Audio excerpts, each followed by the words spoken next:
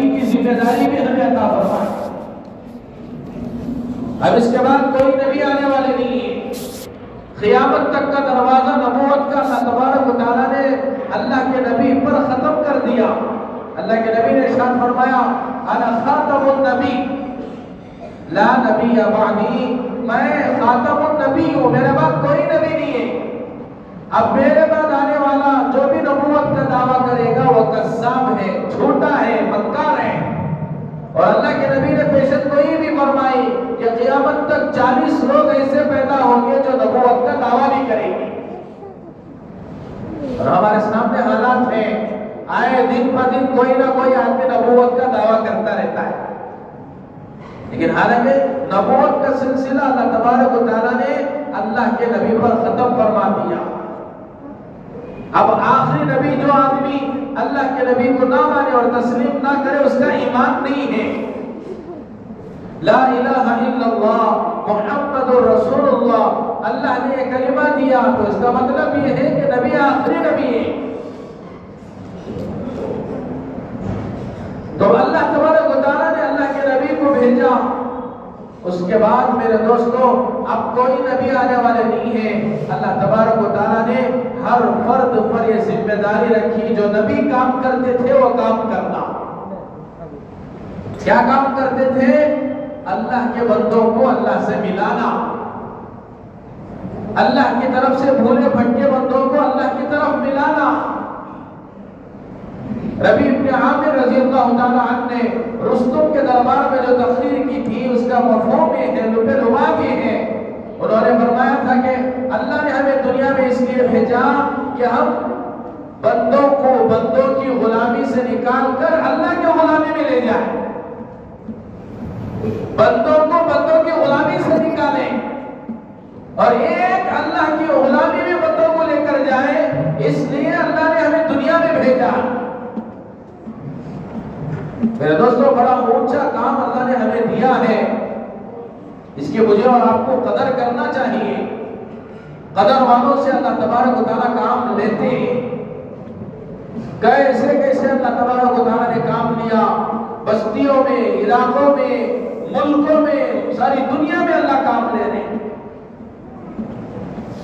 اس آخری امت میں اللہ نے ہمیں پیدا فرمایا۔ میرے دوستو بڑی ذمہ داری ہماری ہے، ایک ایک فرد کی ہمارے اوپر ذمہ داری ہے کہ ہر آدمی کی ایمان کی فکر کرنا، ان کے اعمال کی فکر کرنا، یہ ہماری اور آپ کی سب کی ذمہ داری ہے۔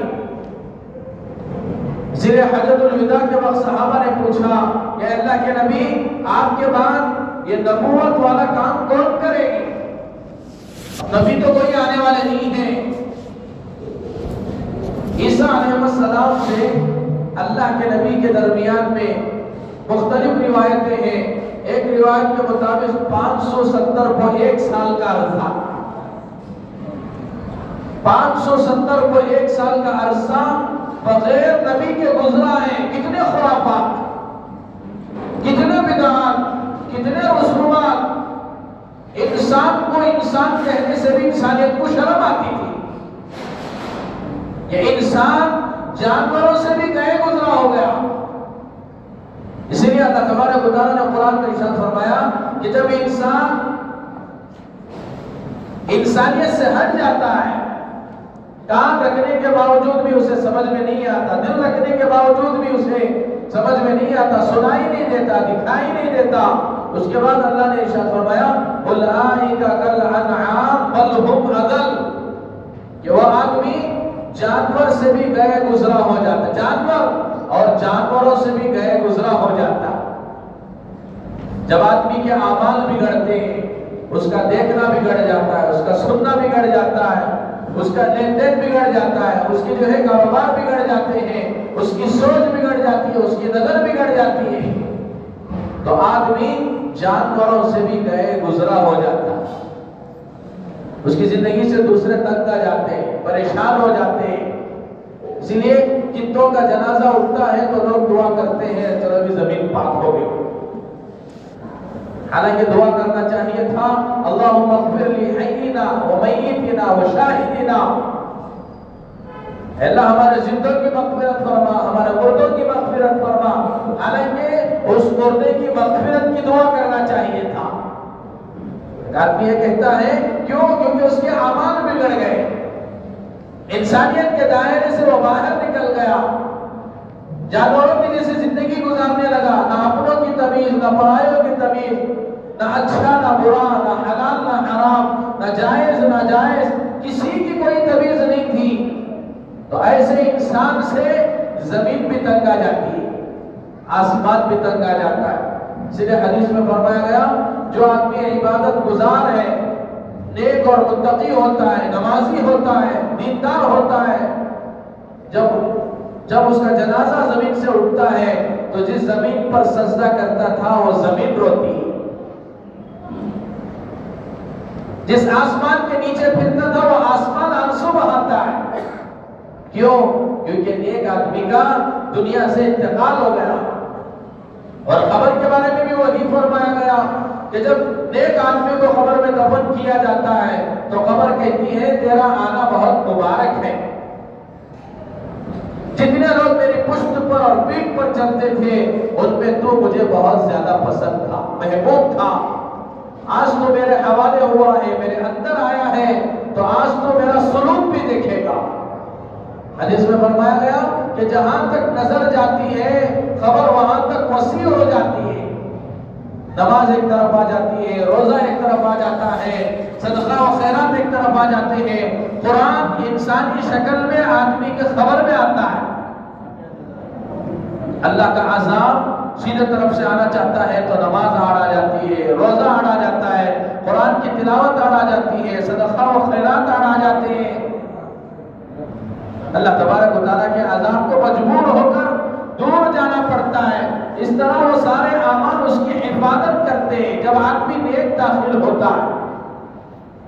جب برا آدمی قبر میں جاتا ہے، فاسق و فاجر نافرمان جب قبر میں داخل ہوتا ہے، قبر میں دفنایا جاتا ہے تو قبر کہتی ہے کہ جتنے لوگ میری پشت پر چلتے تھے، میری پیٹھ پر چلتے تھے، ان میں سب سے زیادہ تجھ سے زیادہ بغض تھا، آج تو میرے حوالے ہوا ہے، میرے اندر آیا ہے، تو آج تو میرا سلوک بھی دیکھے گا۔ میرے دوستو، میں اور آپ کس غفلت میں زندگی گزار رہے ہیں، کس نادانی میں زندگی گزار رہے ہیں۔ ہمارے سامنے بڑے بڑے منزلیں آنے والی ہیں۔ یہ دنیا کی آزمائش کوئی آزمائش نہیں ہے جن آزمائشوں کو دیکھ کر آدمی موت کی تمنا کرتا ہے۔ ذرہ زیادہ پریشانی آ گئی، مجبوری آ گئی، قرضداری ہو گئی تو آدمی موت کی تمنا کرتا ہے۔ دنیا کی مصیبت کوئی مصیبت نہیں ہے میرے دوستو، اسی لیے کسی نبی نے دنیا کی مصیبت کو مصیبت نہیں کہا۔ اصل مصیبت تو آخرت کی مصیبت ہے، اصل پریشانی تو آخرت کی پریشانی ہے، اصل مسئلہ تو آخرت کا مسئلہ ہے، اصل کامیابی تو آخرت کی کامیابی ہے۔ دنیا کی پریشانی پریشانی نہیں ہے، دنیا کی پریشانی وقتی طور پر ہے، آج ہے کل نہیں ہے، کل ہے پرسوں نہیں ہے، آج بیمار ہے کل صحت مند ہے، آج پریشان حال ہے کل جو ہے اس کے اوپر اچھے حالات آنے والے ہیں، آج جو ہے آدمی کمزور ہے کل طاقتور ہونے والا ہے۔ یہ دنیا میں کوئی چیز رہنے والی نہیں ہے، اصل مسئلہ تو آخرت کا مسئلہ ہے، اصل پریشانی تو آخرت کی پریشانی ہے۔ اسی لیے انبیاء علیہ السلام نے آخرت کے خاطر سب کچھ قربان کیا، اپنے خواہشات کو قربان کیا، اپنے جذبات کو قربان کیا، اپنے مال کو قربان کیا، اپنے اولاد کو قربان کیا، یہاں تک کہ اپنے محبوب وطن کو بھی قربان کیا۔ صحابہ کی زندگیاں اٹھا کر دیکھو، صحابہ نے بھی ہر چیز کو قربان کیا، جو چیز ان کی نظروں میں زیادہ محبوب ہوتی تھی وہی چیز کو اللہ کے راستے میں قربان کرتے تھے۔ کیوں؟ کیونکہ ان کو معلوم تھا کہ دنیا کی زندگی اصل زندگی نہیں ہے، اصل زندگی تو آخرت کی زندگی ہے۔ اس لیے حضرت علی رضی اللہ تعالیٰ ارشاد فرماتے تھے کہ ہر آدمی سو رہے، سب سو رہے، موت کے وقت ہر آدمی جاگ جائے گا، معلوم ہو جائے گا کہ میں نے کیا کیا، مجھے کیا کرنا چاہیے تھا، میں کیا کر کے آ گیا۔ اسی لیے قیامت کے مناظر اللہ تبارک و تعالیٰ نے الگ الگ انداز میں بیان فرمایا۔ یوم یفر المرء من اخیہ وامہ وابیہ وصاحبتہ وبنیہ، اللہ نے قیامت کا نقشہ کھینچا ہے۔ سب لوگ قیامت میں جب داخل ہوں گے، میدان حشر میں کھڑے ہوں گے، یوم یفر المرء من اخیہ، بھائی بھائی کو دیکھ کر بھاگ جائے گا، ماں اپنے بیٹے کو دیکھ کر بھاگ جائے گی، باپ دیکھ کر بھاگ جائے گا۔ دوست کا تذکرہ اللہ نے پہلے فرمایا، دوست دوست کو دیکھ کر بھاگ جائے گا۔ کوئی آدمی ٹکنے کے لیے تیار نہیں ہوگا، کیوں؟ کیونکہ کوئی آدمی کسی سے ایک نیکی کا مطالبہ نہ کر لے۔ اصل زندگی کا سلسلہ تو وہاں شروع ہونے والا ہے۔ اس لیے اللہ کے نبی نے ارشاد فرمایا، الدنیا مزرعۃ الآخرہ، دنیا آخرت کی کھیتی ہے۔ جہاں جیسی اس دنیا میں جیسے کھیتی کی جائے گی، آخرت میں ویسا فصل آدمی کو ملے گا۔ الدنیا دار المحن فرمایا گیا۔ دوستو، میرے دوستو، یہ امتحان کی جگہ ہے۔ یہاں عیش و مستی کے لیے دنیا میں پیدا نہیں ہوا۔ ارے عیش و مستی تو اللہ نے دنیا میں رکھا ہی نہیں ہے۔ عیش و آرام، چین و سکون، راحت، عزت کی جگہ اللہ نے جنت بنائی ہے۔ جنت اصل میں عیش کی جگہ ہے، آرام کی جگہ ہے، سکون کی جگہ ہے، چین کی جگہ ہے۔ دنیا میں آرام نہیں ہے، دنیا میں سکون نہیں ہے، دنیا میں چین نہیں ہے۔ ساری چیزیں راحت کی اللہ تبارک و تعالیٰ نے جنت میں بنائی ہے۔ اس لیے طالبوں کے لیے طلب کرنے کی چیز جنت ہے، مانگنے کی چیز جنت ہے۔ اسی لیے تو فرمایا، مانگنا ہو تو جنت الفردوس مانگو، جو جنت کا سب سے بڑا اعلیٰ درجہ ہے۔ جنت مانگنے کا حکم فرمایا گیا، اور جنت میں بھی جنت الفردوس مانگنے کا حکم فرمایا گیا کہ جنت الفردوس مانگے۔ میرے دوستو، یہ دنیا امتحان کی جگہ ہے، آزمائش کی جگہ ہے۔ میرے اور آپ کا سب کا یہاں امتحان ہے، اور اس کا نتیجہ کب نکلنے والا ہے؟ اس کا نتیجہ موت کے وقت نکلے گا۔ چلے میرے دوستو، اچھی زندگی گزارنے کی فکر کریں۔ جس مقصد کے لیے اللہ نے ہمیں دنیا میں بھیجا ہے، اور مقصد کو پہچانے۔ بغیر مقصد کے آدمی زندگی گزار کے جاتا ہے تو ہمیشہ ہمیشہ کی جو زندگی آنے والی ہے اس میں پریشان ہوتا ہے۔ ایمان والا ہے، جس نے بھی کلمہ پڑھا لا الہ الا اللہ، وہ ایک دن انشاءاللہ ضرور جنت میں داخل ہو کر رہے گا۔ جنت تو اللہ نے ایمان والوں کے لیے بنایا ہے، کافر کے لیے، مجوسی کے لیے، اللہ کے نافرمانوں کے لیے اللہ نے جنت نہیں بنائی ہے۔ اللہ نے جو جنت بنائی ہے وہ فرما برداروں کے لیے بنایا ہے، اطاعت گزاروں کے لیے اللہ نے بنایا ہے۔ امتحان کے لیے اللہ نے ہمیں دنیا میں بھیجا ہے۔ میرے دوستو، بڑے مقصد کے تحت اللہ نے ہمیں زندگی دی ہے، سمجھنے کی کوشش کریں۔ ہر آدمی آج مال کو مقصد بنایا ہوا ہے، جائیداد کو مقصد بنایا ہوا ہے، عزت کو مقصد بنایا ہوا ہے، شان و شوکت کو مقصد بنایا گیا ہے۔ اللہ تعالیٰ نے قرآن میں ارشاد فرمایا، لَيَسْتَخْلِفَنَّكُمْ فِي الْأَرْضِ، زمین کی خلافت اور زمین کی بادشاہت اور زمین کی حکومت تو اللہ نے مسلمانوں کے لیے بنائے، لیکن کس کے لیے بنائے اللہ نے وہ بھی بتایا کہ جو صحیح معنوں میں اللہ کا فرما بردار ہوتا ہے، اللہ کا مطیع ہوتا ہے، جو اپنے مقصد کے تحت ہوتا ہے، ان کے لیے اللہ نے بنایا۔ اس لیے صحابہ جہاں جہاں بھی جاتے تھے اپنی ایک شناخت بناتے تھے، اپنی ایک پہچان بناتے تھے، اپنا ایک تعارف کراتے تھے۔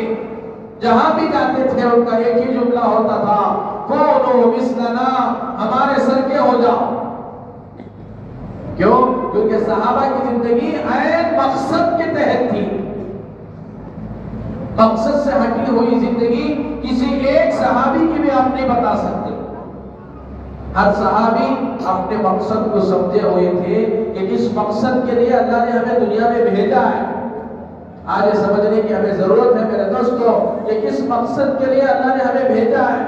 اتنا بڑا کائنات کا نظام اللہ نے کیوں بنایا؟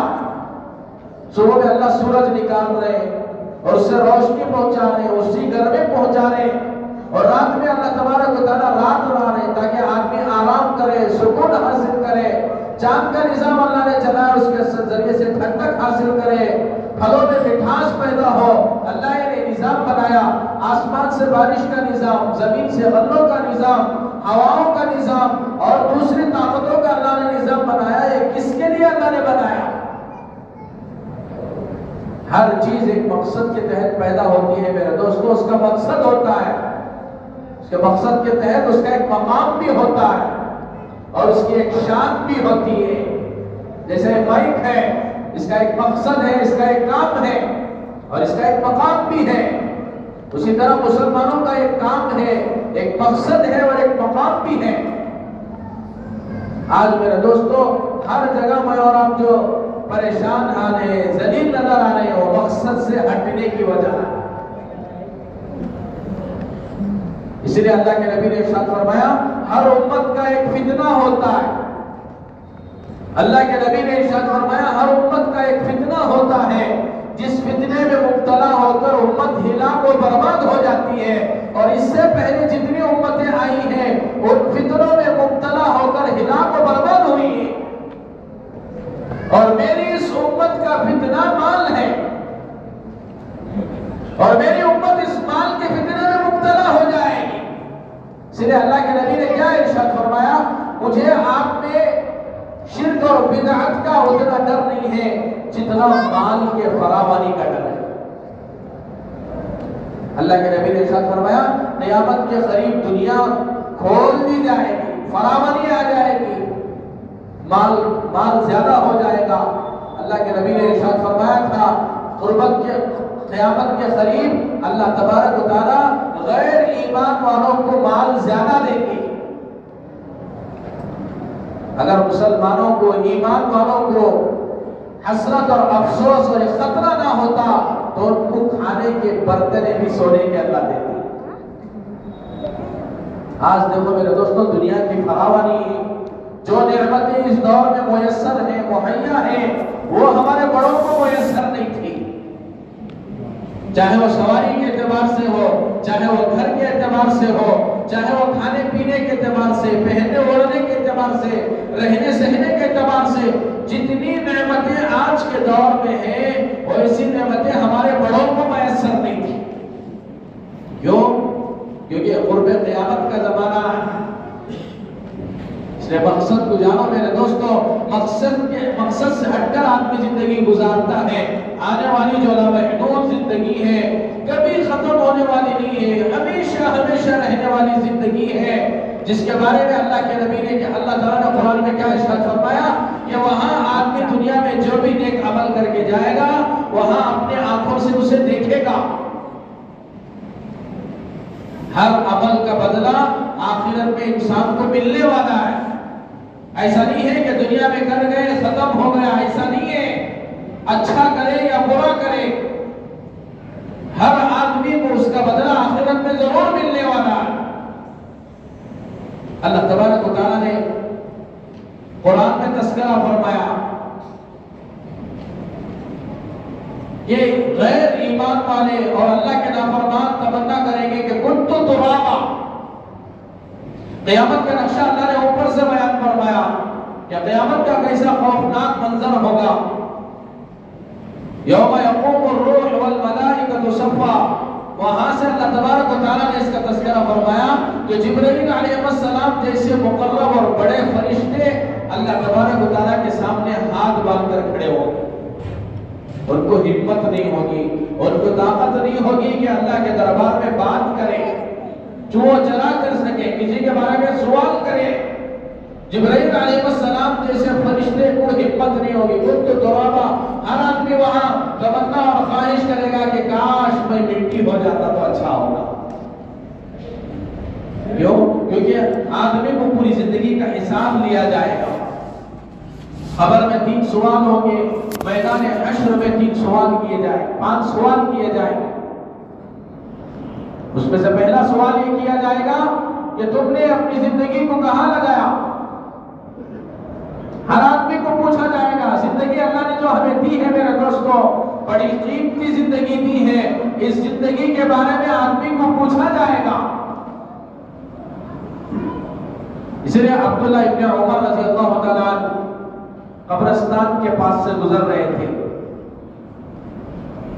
اپنی سواری سے نیچے اترے، ایک جگہ پر کھڑے ہو کر 2 رکعت نفل پڑھی اور پھر سواری پر سوار ہو گئے۔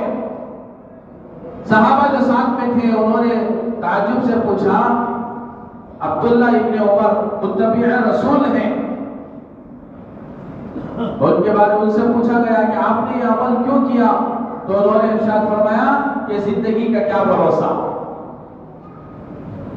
زندگی کا کیا بھروسہ ہے، جو عمل کا موقع مل جائے اس وقت عمل کر لینا چاہیے۔ کل قیامت کے دن سب سے پہلے پوچھا جائے گا کہ تم نے عمر کہاں گزاری، جوانی کہاں گزاری، جوانی کن کاموں میں لگایا؟ مالدار سے پوچھا جائے گا، مال کے بارے میں بھی پوچھا جائے گا کہ مال کہاں سے کمایا اور کہاں خرچ کیا، علم کتنا حاصل کیا، اس پر کتنا عمل کیا۔ ہر آدمی کو یہ 5 سوال کل قیامت کے دن اللہ تبارک و تعالیٰ کریں گے کہ عمر کہاں گوائی، عمر کہاں گزاری۔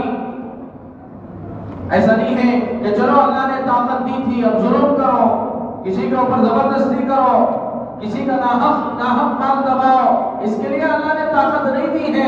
اللہ نے طاقت جو دی ہے ایک مقصد کے تحت دی ہے۔ مال اللہ نے اس لیے نہیں دیا کہ آدمی اپنی خواہشات کی جگہوں پر لگائے، اپنی مرضی کے مطابق لگائے، جہاں چاہے وہاں لگائے، اس کے لیے اللہ نے نہیں دیا، بلکہ اللہ تبارک و تعالیٰ نے مال بھی ایک مقصد کے تحت دیا۔ تو میرے دوستو ہر آدمی سے 5 سوال کیے جائیں گے۔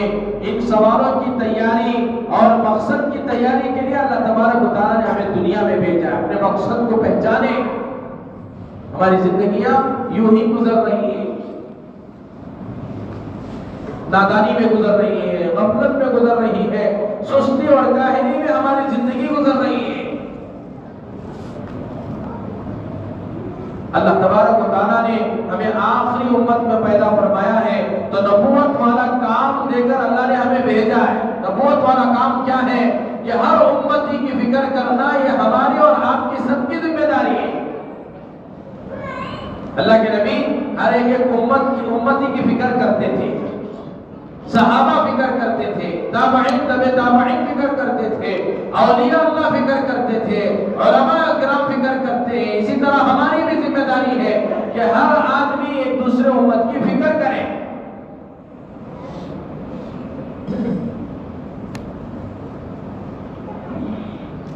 کیسے فکر کریں گے؟ اللہ تبارک و تعالیٰ نے ایک ترتیب بھی بنا کر دی ہے، ایک کام ہمیں عطا فرمایا ہے، اس کام میں مجھے اور آپ کو جمنا اور جڑنا ہے۔ میرے دوستو مسجد کی آبادی کی فکروں کے لیے اللہ نے ہمیں قبول فرمایا۔ 5 کام اللہ نے ہمیں دیے ہیں، اور 5 کاموں میں آدمی مضبوطی سے جمنے کی فکر کرے، کوشش کرے۔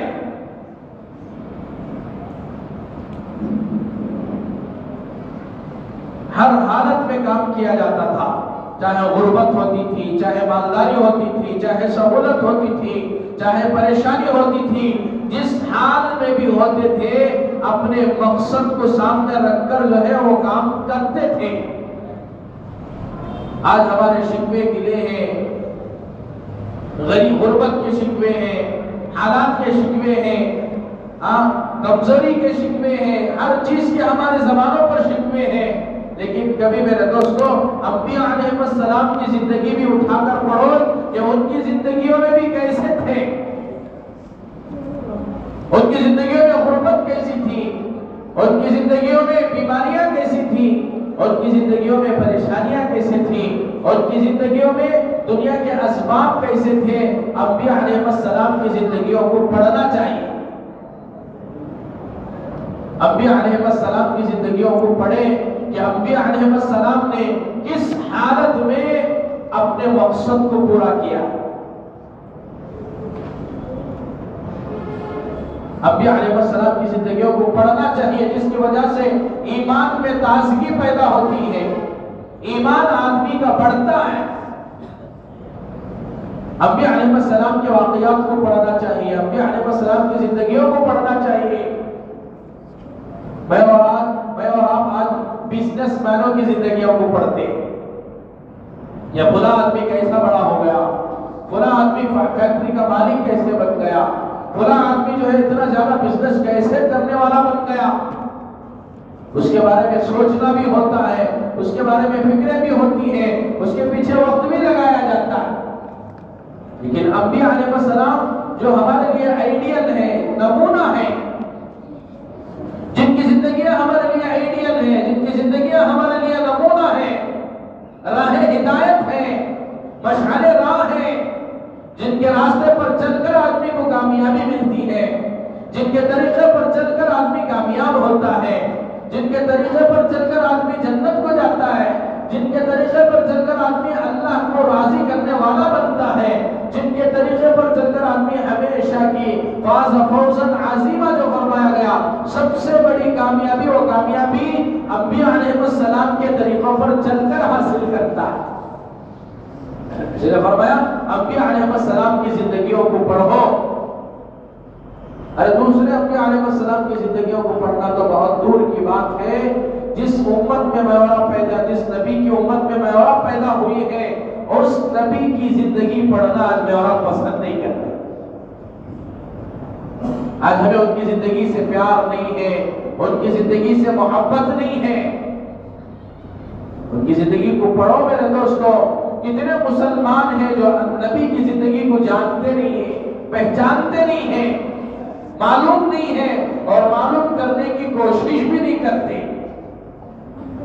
نبی کی زندگی کو سیکھنے کی کوشش کرے کہ اللہ تبارک و تعالیٰ نے نبی کو کس دور میں، کس حالت میں دنیا میں بھیجا. اللہ کے نبی صلی اللہ علیہ وسلم جب دنیا میں پردہ فرمائے ہیں، دنیا میں تشریف لائے، کتنے مرتبہ آپ حضرات نے بیانات میں بھی سنا، جلسوں میں بھی سنتے ہیں، سیرت کے عنوان پر جو بیانات ہوتے ہیں اس میں بھی سنتے ہیں. اللہ کے نبی صلی اللہ علیہ وسلم کے گھر میں کیا حالات تھے، کتنی تنگی تھی، کتنا فاقہ تھا. دنیا سے رخصت ہونے کے حالات دیکھ لیں. گھر میں چراغ جلانے کے لیے چراغ میں تیل بھی موجود نہیں ہے. غربت اتنی ہے کہ چراغ جلانے کے لیے گھر میں تیل بھی نہیں ہے. غربت ہے، فاقہ ہے. اور فاقے کیسے ہیں میرے دوستو؟ جنگ خندق کا موقع ہے. جنگ خندق کا موقع، صحابہ کے حصے میں اتنی زمین آئی. صحابہ بھی کام کرتے تھے، اللہ کے نبی بھی ان کا ساتھ دیا کرتے تھے. ایک چٹان آ گئی، اس کے درمیان میں صحابہ جتنا توشہ تھا وہ توشہ ختم ہو گیا، کھانا جو تھا وہ کھانا ختم ہو گیا، جو کھجوریں تھی وہ کھجوریں ختم ہو گئی. فاقہ ہے. اب پیٹ پر پتھر باندھ کر کام کر رہے ہیں. چٹان آ گئی، چٹان پھوٹتی نہیں ہے. صحابہ مجبور ہو کر اللہ کے نبی صلی اللہ علیہ وسلم کی خدمت میں آتے ہیں اور عرض کرتے ہیں، اللہ کے نبی بھوک نے ہمیں بڑا پریشان کر رکھا ہے، جس کی وجہ سے اب کام کیا نہیں جاتا. صحابہ اپنا دکڑا اللہ کے نبی کے سامنے بیان کر رہے ہیں. بھوک کی حالت ہے، پھر بھی اپنے مقصد میں لگے ہوئے ہیں، اپنے مقصد سے نہیں ہٹے ہیں. یا بھوک ہے، چلو کمانے کے لیے نکلیں گے، جمانے کے لیے نکلیں گے، کھانے کی کوئی تیاری کریں گے، ایسا نہیں ہے. ایک مقصد دے دیا ہے، اس مقصد کے تحت جمے ہوئے ہیں. اب مقصد کیا ہے؟ اب اللہ کے نبی صلی اللہ علیہ وسلم کے سامنے آ کر اپنا دکڑا سنایا کہ اب بھوک کی حالت میں اب کام کیا نہیں جاتا ہے، چٹان ہے. اللہ کے نبی صلی اللہ علیہ وسلم نے اپنے جسم مبارک سے اپنا کرتا اٹھا کر دکھایا. اللہ کے نبی کے جسم مبارک پر 2 پتھر بندھے ہوئے. غربت ہے، فاقہ ہے، لیکن مقصد پر جمے ہوئے ہیں۔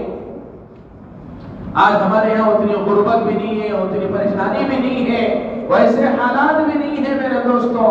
کتنے سکون کے حالات اللہ نے ہمیں میسر فرمائے، کیسی کیسی نعمتیں اللہ نے ہمیں دی ہیں، کیسی نعمتیں پہننے کے اعتبار سے، کھانے کے اعتبار سے، رہنے کے اعتبار سے، روزانہ اللہ تبارک و تعالیٰ کی طرف سے کیسی کیسی نعمتیں برستی ہیں۔ اللہ کے نبی صلی اللہ علیہ وسلم اور غالباً ایک صحابی ابو ہریرہ رضی اللہ تعالیٰ ایک باغ میں داخل ہوئی، کھجور کا باغ تھا، کچھ کھجوریں درختوں سے نیچے گری ہوئی تھی۔ اللہ کے نبی صلی اللہ علیہ وسلم نے اپنے دستے مبارک سے زمین کے اوپر گری ہوئی کھجوریں اٹھائی۔ میرے دوستو، جن کے صدقے میں اللہ نے لوح و قلم، دنیا، جنت، جہنم اور سب کچھ اللہ نے بنایا ہے میرے دوستو، اور ان کی زندگی پڑھو، زمین پر گرے ہوئے اللہ کے نبی کھجور اٹھا رہے ہیں، جن کے ایک اشارے پر چاند کے 2 ٹکڑے ہوئے۔ ابن عباس رضی اللہ تعالیٰ عنہ ارشاد فرماتے ہیں، اللہ کے نبی چھوٹے تھے، ملک شام کا سفر تھا، اللہ کے نبی 4 پائی پر لیٹے ہوئے تھے، اللہ کے نبی رات کا اندھیرا تھا اور چاند کی روشنی تھی، ستارے آسمان پر جو ہے جھلملا رہے تھے۔ اللہ کے نبی 4 پائی پر لیٹ کر آسمان کی طرف نگاہ اٹھا کر انگلی سے کچھ اشارہ کر رہے تھے۔ ابن عباس رضی اللہ تعالیٰ عنہ نے دیکھا اللہ کے نبی جس طرف اشارہ کرتے تھے انگلی سے چاند ادھر ادھر جاتا تھا، جن کا کھلونا چاند اور ستارے تھے۔ یہ نبوت کے ظہور سے پہلے کا واقعہ ہے۔ ابو ہریرہ رضی اللہ تعالیٰ عنہ ساتھ میں تھے، اللہ کے نبی نے وہ کھجوریں زمین پر سے اٹھائی، اس کے اوپر جو مٹی لگی ہوئی تھی، پکی ہوئی کھجوریں زمین پر گرنے کی وجہ سے اس پر کچھ مٹی وغیرہ لگی ہوئی تھی۔ اللہ کے نبی نے ان کھجوروں کے اوپر سے اس مٹی کو جھاڑا اور صحابی کو کہا لو اسے نوش کرو، تو صحابی نے کہا میں نہیں کھاتا۔ تو اللہ کے نبی نے خود اپنے ہاتھوں سے اس زمین پر گرے ہوئے کھجوروں کو اٹھایا اور اسے پاک کر کے اللہ کے نبی نے کھایا۔ اور ابو ہریرہ اور غالباً دوسرے صحابی ہیں، ان سے فرمایا کہ آج 4تھا دن ہے یہ کھجور میرے حلق کے نیچے اتر، 4 دن کے بعد کھجور کھانا نصیب ہوا ہے، لیکن اپنا مقصد یاد ہے۔ آج ہم کیسی کیسی نعمتیں کھاتے ہیں میرے دوستو، آج ہم نے اپنے مقصد کو بھلا رکھا ہے، مقصد کو بھلا رکھا ہے۔ فاطمہ رضی اللہ تعالیٰ عنہ کے اللہ کے نبی دروازے پر گئے اور دستک دی، فاطمہ، اندر سے آواز آئی، 1-2 مرتبہ آواز لگائے، آواز نہیں آئی، دوسری مرتبہ، تیسری مرتبہ ہلکی سی آواز آئی کہ ابو جان اندر داخل ہو جائے۔ اللہ کے نبی صلی اللہ علیہ وسلم بڑے پریشان ہوئے کہ ایک مرتبہ میں اپنی بچی کو آواز دیتا تو میری بیٹی فوراً آواز دیتی لبیک، ابا جان حاضر ہو جائے، اندر آ جائے۔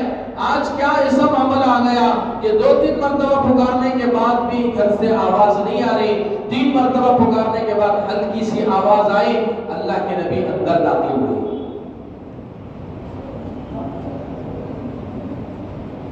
اور ایک روایت میں ہے کہ حسن اور حسین رضی اللہ تعالیٰ کی رونے کی آواز آ رہی تھی، اللہ کے نبی مسجد نبوی میں بیٹھے ہوئے تھے، اللہ کے نبی سے برداشت نہیں ہو سکا، اللہ کے نبی اٹھ کر حضرت فاطمہ رضی اللہ تعالیٰ عنہ کے گھر کے پاس گئے، آواز دی، اندر داخل ہوئے، پوچھا کہ اے بیٹی میرے نواسے کیوں رو رہے ہیں؟ تو فاطمہ رضی اللہ تعالیٰ عنہ نے ارشاد فرمایا بھوک کی وجہ سے رو رہے، بھوک کی وجہ سے، جو جنت کے سردار ہیں، نوجوانوں کے سردار حسن اور حسین رضی اللہ تعالیٰ عنہما، یہ جنت کے نوجوانوں کے سردار ہیں، بھوک کی وجہ سے رو رہے ہیں۔ اللہ کے نبی صلی اللہ علیہ وسلم نے حضرت حسین رضی اللہ تعالیٰ عنہ کے منہ میں اپنی زبان مبارک دی، اب وہ بچہ اللہ کے نبی کی زبان مبارک کو چوستا چوستا سو گیا۔ نبی کے پاس بھی کچھ نہیں ہے کہ اپنے نواسوں کو کھلائیں، بیٹی کے پاس بھی کچھ نہیں ہے، گھر میں بھی کچھ نہیں ہے جو اپنے نواسوں کو کھلایا جائے۔ اسی لیے کچھ عورتیں کچھ محلے والوں نے شکایت کی حضرت فاطمہ رضی اللہ تعالی عنہا سے، آپ اپنے ابو سے جا کر کہو، یہ شکایت کرو کہ گھر میں کچھ کھانے پینے کا انتظام نہیں ہوتا، تمہارے شوہر ہر وقت اللہ کے راستے میں رہتے ہیں، کچھ شکایت کرو، ہر وقت اللہ کے راستے میں رہتے ہیں، گھر میں فاقے ہوتے رہتے ہیں۔ حضرت فاطمہ رضی اللہ تعالی عنہا نے بڑا قیمتی جملہ ارشاد فرمایا، میرے شوہر ہر وقت اللہ کے راستے میں رہتے ہیں، اسی لیے تو مجھے خاتون جنت کا لقب ملا۔ راضی رہتے تھے میرے دوستو، غربت آ جانے پر کوئی شکوے اور گیلے زبان پر نہیں ہوتے تھے، کوئی نافرمانی کے الفاظ زبان پر نہیں ہوتے تھے، کوئی قرآن اور حدیث کے الفاظ اپنے زبان پر نہیں ہوتے تھے، جو بھی ہوتا تھا اس پر صبر ہوتا تھا۔